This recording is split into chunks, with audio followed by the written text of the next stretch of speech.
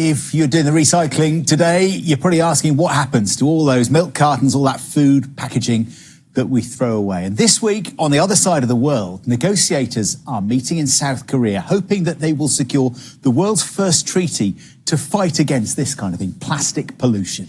Global plastic production has been increasing rapidly for decades. The United Nations says around 20 million tonnes a year is ending up in our seas and oceans. Our environment correspondent Jonah has more. The war against plastic pollution is being fought one piece at a time on the beach in Folkestone. I've come to meet a man who calls himself the Coastline Runner. Luke. Jonah, hello. Nice to meet you. You must be absolutely freezing. Yeah, I'm a bit cold, a bit puggy, but needs must. And what are you doing here? I'm running the coast, I'm collecting plastic pollution.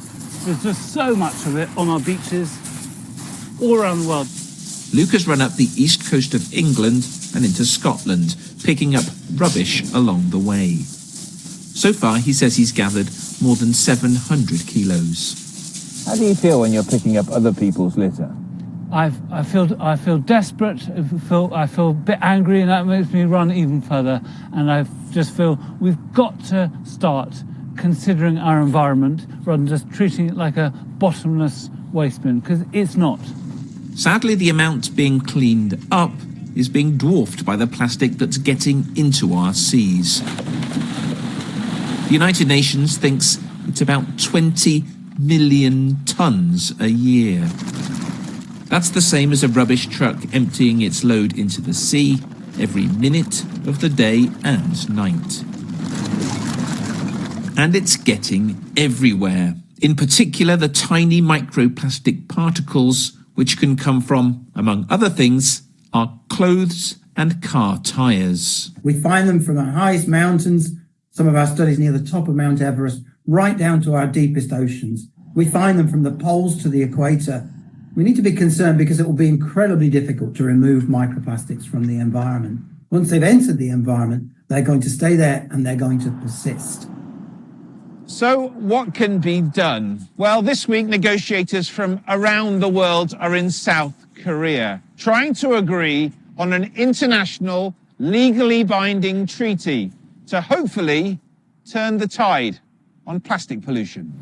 The most obvious and yet hardest to agree solution is for the world to stop making so much plastic in the first place. If you look at a business as usual scenario, we're looking at millions and millions of extra tons of plastic waste entering the environment by 2030. And so we really need action soon. There's an urgency to tackling plastic pollution. Which do you think is more recyclable? His rubbish on display, Luke calls in at a local primary school in Folkestone to meet a group of pupils called the Eco Guardians.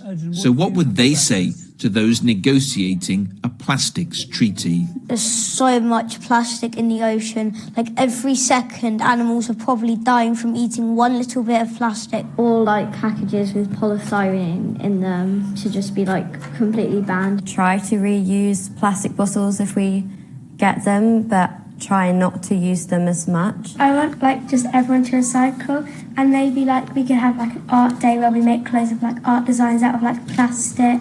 And also all great ideas, but are the world's grown-ups listening? Jonah Fisher, BBC News, in Folkestone. Sending a very powerful message to the grown-ups there. Well done to them. Very good.